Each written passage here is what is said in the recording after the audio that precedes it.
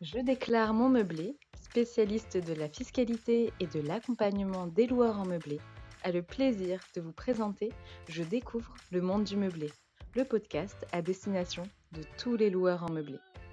Que vous envisagiez de vous lancer dans l'aventure de la location meublée ou que vous soyez déjà fin connaisseur des avantages de cette activité, retrouvez-nous chaque semaine pour parler conseils, bons plans et suivre ensemble l'actualité de la location meublée. Bonjour à toutes et à tous et bienvenue dans ce 7e et dernier épisode de notre podcast, plus particulièrement dédié aux membres de la communauté Facebook du Cercle des loueurs by JD2M, qui ont souhaité aborder plus précisément le sujet de la copropriété, aux côtés duquel nous évoquerons également les bonnes pratiques à tenir en cas de litige au sujet de la location meublée, que ce litige oppose le bailleur et son locataire, ou un ou plusieurs copropriétaires.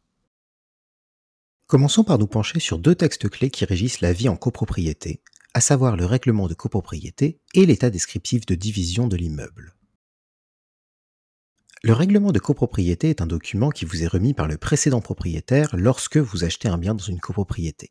Il s'agit d'un document de référence qui fixe, pour l'essentiel, vos droits et obligations au sein de la copropriété, en définissant notamment les parties privatives et les parties communes, en déterminant la destination générale de l'immeuble et celle des parties privatives, et en établissant les règles relatives à la jouissance des parties privatives et des parties communes que chacun devrait respecter. L'état descriptif de division définit, quant à lui, la destination de chaque lot compris dans la copropriété de manière plus précise que le règlement de copropriété lui-même, considéré comme plus général. Ce document pourra notamment intervenir dans le cas d'une activité de location meublée de courte durée, afin de vérifier que les logements concernés par le changement peuvent effectivement se voir transformés en locaux à usage commercial et non plus à usage d'habitation. Car la location sur de courtes durées est considérée comme un usage commercial d'un local et non un usage d'habitation. La question de la valeur de l'état descriptif de division a pu se poser au fil du temps, avant que la 3e chambre civile de la Cour de cassation ne rende un arrêt en date du 6 juillet 2017, dans lequel elle précise que si l'état descriptif de division est intégré au règlement de copropriété, il doit être considéré comme ayant valeur contractuelle, ce qui a pour effet que sa description des lots de la copropriété, plus précise que celle opérée par le règlement, sera davantage prise en compte. Ces deux textes sont bien souvent à la fois au cœur des litiges, mais également déterminants pour les trancher. Afin d'en apprendre un peu plus sur le sujet, partons pour un tour d'horizon des principaux litiges qui naissent en copropriété en raison d'une activité de location meublée, présentée sous la forme de 4 grandes questions. La première question que nous aborderons se pose très souvent dans le cadre d'une activité de location meublée. Il s'agit de savoir si le règlement de copropriété peut, ou non, interdire la location meublée, notamment sur de courtes durées. Pour le savoir, il faut se tourner du côté de la loi numéro 65-557 du 10 juillet 1965, fixant le statut de la copropriété des immeubles bâtis, qui constitue également un texte de référence pour l'organisation d'une copropriété. Ce texte pose un principe simple. Chaque copropriétaire use et jouit librement des parties privatives comprises dans son lot, à condition de ne porter atteinte ni aux droits des autres copropriétaires, ni à la destination de l'immeuble. Et c'est justement cette notion de destination de l'immeuble qui va jouer un rôle central au sujet de la mise en location d'un logement meublé. En effet, il peut arriver qu'un règlement de copropriété contienne des restrictions au droit de louer un logement avec un bail meublé, à condition bien sûr qu'elle soit justifiée par la notion de destination de l'immeuble, c'est-à-dire l'usage auquel l'immeuble est réservé. On pourra notamment retrouver dans ce règlement la mention d'un immeuble exclusivement bourgeois, à plus forte raison s'il est constitué de grands appartements à usage d'habitation. Cette clause d'habitation bourgeoise peut permettre d'interdire la location meublée sous diverses formes, par exemple en interdisant la location meublée de chambres de service à des personnes extérieures à l'immeuble. Dans le même sens, la 3e chambre civile de la Cour de cassation a admis, dans un arrêt du 8 décembre 1976, que des clauses du règlement de copropriété interdisant la location de pièces d'un même appartement à des personnes différentes étaient valables. Bien évidemment, l'exemple le plus courant d'interdiction reste toutefois celui de la location de courte durée, puisqu'elle constitue un changement de destination par rapport à l'usage d'habitation, comme nous l'expliquions précédemment. Cette situation nous amène à notre seconde question, que faire si le règlement de copropriété interdit la location de courte durée ? En principe, si ce dernier l'interdit, il n'y a rien que vous puissiez faire, mais il est toujours préférable d'aller vérifier que cette interdiction soit justifiée. En effet, si le logement est situé dans un immeuble dit mixte, autrement dit qui accueille à la fois des logements mais également des locaux commerciaux, Il est probable que le règlement de copropriété liste de manière explicite les activités exerçables au sein de l'immeuble, mais ce n'est pas parce que la location meublée de courte durée n'y figure pas initialement que cela ne peut pas être remis en cause au regard des autres activités autorisées. Ainsi, dans un arrêt du 8 juin 2011, la troisième chambre civile de la Cour de cassation a estimé que la clause d'un règlement de copropriété qui soumettait la location meublée de courte durée à l'autorisation de l'Assemblée générale des copropriétaires n'était pas valable. La raison de cette décision? Un règlement de copropriété qui autorisait expressément l'exercice de professions libérales dans l'immeuble. Or, la Cour de cassation a considéré que ce genre d'activité pouvait entraîner des nuisances identiques à celles d'une location de courte durée, et donc que la location de courte durée n'avait pas lieu d'être soumise à l'approbation de l'Assemblée générale des copropriétaires. Toutefois, si vous parvenez à pratiquer la location meublée de courte durée dans votre copropriété, il vous faudra peut-être prêter attention à un autre point.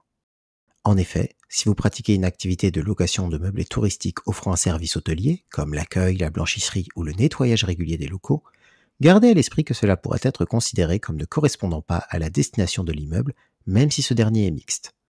Le 8 mars 2018, la troisième chambre civile de la Cour de cassation a ainsi considéré qu'une telle activité allait à l'encontre du caractère résidentiel d'un immeuble, attesté par l'existence d'une obligation pour le copropriétaire d'aviser le syndic de l'existence d'un contrat locatif meublé dans les 15 jours de l'entrée en jouissance du locataire. Et même si le règlement de copropriété n'entrave pas votre activité de location meublée, d'autres difficultés peuvent être mises au jour dans le cadre d'une activité de location meublée dans une copropriété. Parmi elles, se pose la question de l'usage des équipements partagés de la copropriété. Dans certaines de ces copropriétés, il pourra donc être possible de trouver un jardin dans lequel peuvent être installés des jeux ou une piscine. Or, leur utilisation par des locataires saisonniers le temps de leur séjour peut engendrer des frictions au sein de la copropriété. Dans cette situation, c'est le règlement de copropriété qui détermine les droits d'accès des locataires saisonniers à ce type d'installation. Il convient donc de vérifier ce règlement avant de rédiger l'annonce de mise en location afin de ne pas commettre d'impair dans le descriptif des équipements proposés. À ce sujet, il est par ailleurs important de noter que certaines obligations de sécurité, comme le respect des normes de protection contre la noyade ou relatives à la sécurité des installations si une piscine et ou une aire de jeu sont présentes, sont à la charge de la copropriété. Il en va d'ailleurs de même pour les obligations relatives à la bonne visibilité des consignes d'évacuation dans les parties communes. Nous en arrivons maintenant à la dernière grande question qui peut se poser en location meublée: la copropriété peut-elle s'opposer à l'activité de location meublée? Sur le principe, répondre à cette question est simple. Si le règlement de copropriété ne l'interdit pas, les autres copropriétaires ne peuvent pas s'opposer à une telle activité. Mais ils pourront toutefois s'opposer à tout aménagement qui toucherait les parties communes de l'immeuble, comme par exemple la pose d'une boîte à clés. Quelle que soit la situation, il est ici recommandé de faire preuve de diplomatie et de favoriser les échanges en cas de désaccord avec les copropriétaires, mais aussi de mettre en place une fiche d'information à destination des locataires saisonniers afin que ces derniers puissent se conformer aux règles de la copropriété. Les loueurs de courte durée pourraient d'ailleurs bientôt voir arriver une obligation d'information que la proposition de loi numéro 1176 pourrait instaurer. En l'état actuel du texte, l'enregistrement d'un bien en mairie dans le but de le louer sur de courtes durées entraînerait l'obligation pour le propriétaire du logement d'en informer le syndic de copropriété et de prévoir un point d'information à ce sujet lors de la prochaine Assemblée générale de copropriété. Mais la version définitive du texte doit encore être votée. Passons maintenant au second point de ce podcast, consacré aux bonnes pratiques en cas de litige. Nous l'avons vu tout au long de cette série, les désaccords peuvent être nombreux et ne pas toujours se régler d'eux-mêmes. Toutefois, certaines bonnes pratiques peuvent permettre de trouver plus facilement des solutions à certaines situations ou tout simplement de ne pas commettre d'erreurs en vue d'une éventuelle action en justice. Et bien que chaque litige soit différent, voici nos meilleurs conseils pour parvenir à résoudre une situation difficile avec vos locataires ou vos copropriétaires. Premier conseil, bien communiquer. Cela tombe presque sous le sens, mais de nombreuses tensions peuvent résider dans une mauvaise compréhension. Il est donc important de tenter de joindre les différentes parties directement, notamment par téléphone, afin de pouvoir discuter du problème. À ce titre, être bien informé sur ses droits et devoirs peut aider, notamment si cela s'accompagne d'une certaine pédagogie à l'encontre de son interlocuteur. Il est recommandé d'essayer, autant que possible, de parvenir à un arrangement amiable, par exemple en proposant d'échelonner le paiement des charges en cas de rappel important. Deuxième conseil, respecter un certain formalisme. Si le dialogue direct n'aboutit pas à une solution satisfaisante et que vous voulez faire valoir votre position, il vous faudra alors recourir à l'écrit.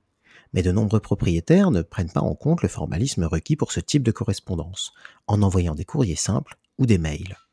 Or, ce mode de dialogue ne permet pas de prouver la date à laquelle l'autre partie a reçu le courrier, ni même s'il a effectivement été réceptionné, ce qui peut avoir une importance déterminante. Qu'il s'agisse de donner congé, de prévenir d'une augmentation de loyer ou de mettre en demeure de payer un loyer ou des charges, la date est importante et vous devez donc vous garantir contre ce risque.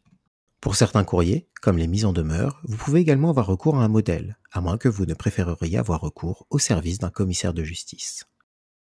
Troisième conseil, passez par la Commission départementale de conciliation, ou CDC. La CDC a pour but de permettre aux bailleurs et aux locataires de trouver une solution amiable aux litiges des opposants. Son action est gratuite et sa saisine peut être à l'origine du bailleur ou du locataire. Facultative dans la plupart des cas, saisir la CDC sera toutefois obligatoire dans certaines situations avant de pouvoir faire appel à un juge. Attention toutefois, cette dernière ne concerne que les litiges survenus dans le cadre d'un contrat de location meublé de longue durée ou étudiant, et ne traite donc pas des litiges survenus dans le cadre d'un bail mobilité. Une fois saisie, par courrier ou en ligne, la CDC organise une séance de conciliation qui pourra déboucher sur 3 situations: accord, conciliation partielle ou désaccord, qui feront l'objet de la rédaction d'un avis de la CDC, dernière étape avant le passage devant un juge si le litige perdure. Notre 7e et dernier épisode de cette série, épisode spécial dédié aux membres de la communauté du Cercle des loueurs by JD2M, touche à sa fin. Nous espérons qu'il vous aura permis, à l'instar des précédents, d'en apprendre davantage sur les différentes facettes de la relation avec son locataire, et même parfois avec ses copropriétaires, lorsque l'on pratique une activité de location meublée. Si vous avez aimé notre podcast, faites-le nous savoir et n'hésitez pas à vous rendre sur notre site internet, à nous suivre sur les réseaux sociaux ou encore à nous contacter directement par téléphone ou par mail à l'adresse contact@jedéclaremonmeublé.com.